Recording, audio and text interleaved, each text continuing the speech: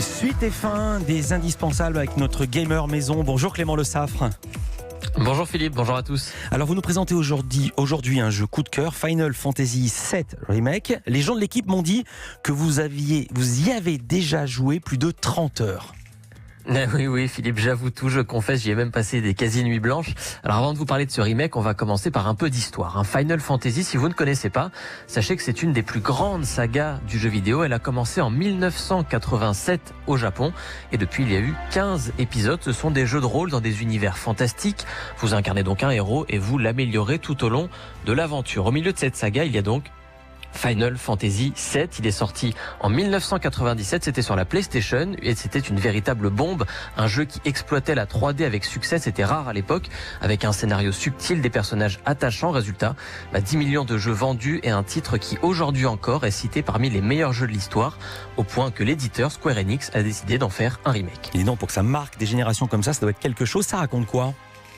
Bien, le scénario de ce remake est le même que dans l'original. L'histoire se situe dans la ville futuriste de Midgar. On incarne Cloud. Cloud, c'est un mercenaire, un taiseux avec une épée immense accrochée dans son dos.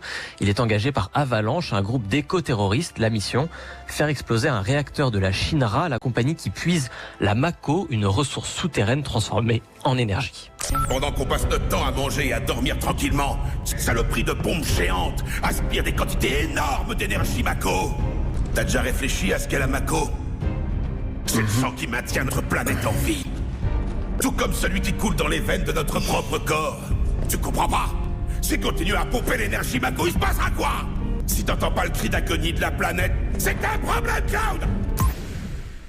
Voilà, donc vous l'entendez, la protection de l'environnement, c'est vraiment l'enjeu central de Final Fantasy VII. Et en 97, rappelez-vous, c'était un peu précurseur quand même comme thème.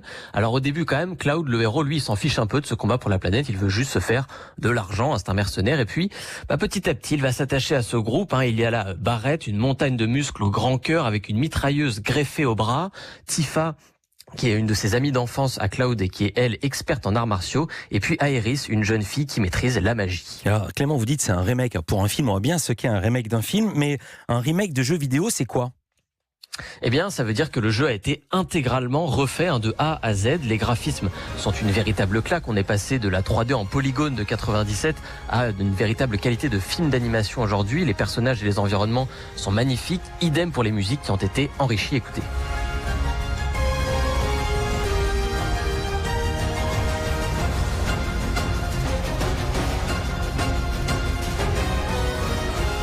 Donc il y a aussi, et c'est surtout une des choses qui m'a plu, moi, ce sont les combats dans l'original. Les combats étaient au tour par tour, vous sélectionniez un héros, vous choisissiez une attaque et puis c'était à l'ennemi, etc. C'était un peu lent.